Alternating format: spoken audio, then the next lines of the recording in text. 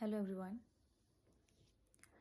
मुझे ये बात कहने का बहुत दुख है, लेकिन ये सच्चाई है कि बच्चे ही सिर्फ एक दूसरे को बुली नहीं करते हैं।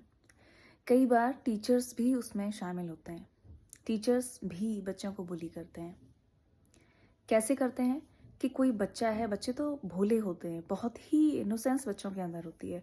उन्हें नहीं मालूम होता है कई बार कि वो जो एक्टिविटी कर रहे हैं उसमें वो कैसे लग रहे हैं।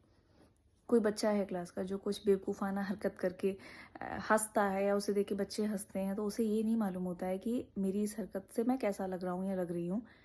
तो टीचर्स क्या कर रहे हैं कि उसका वीडियो पोर्ट्रे कर रहे हैं या फिर उसको और स्टाफ रूम में ले जाकर दिखा रहे हैं, अरे देखो ये ऐसे हो रहा है, देखो ये इस तरीके से हो रहा है।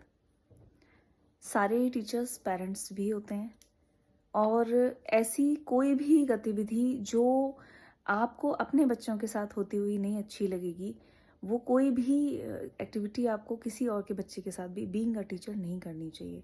और मुझे दुख है कि इस तरह की चीज़ें स्कूल्स में होती हैं। मारना पीटना तो अब बंद हो चुका है, वो तो अब कोई कर नहीं सकता।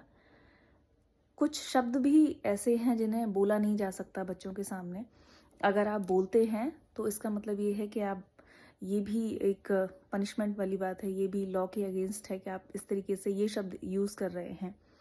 लेकिन अगर आप बच्चे का किसी भी तरीके से मजाक उड़ा रहे हैं, उसे किसी भी तरीके से ह्यूमिलिएट कर रहे हैं, तो भी आप टीचर होने का सम्मान पूरी तरीके से गंवा रहे हैं, वो गरिमा खत्म कर रहे हैं।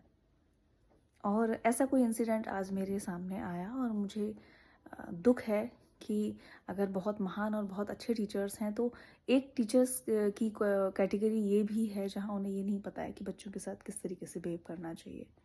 मुझे लगता है कि इस बारे में भी सोचा जाना चाहिए और ऐसे टीचर्स जहाँ कहीं भी हो उनके अगेंस्ट एक्शन लेना चाहिए और उन्हें ये पता होना चाहिए कि बीइंग अ टीचर हमें आगे किस तरीके से बढ़ना है और बच्चों के साथ किस तरीके का बिहेव करना है।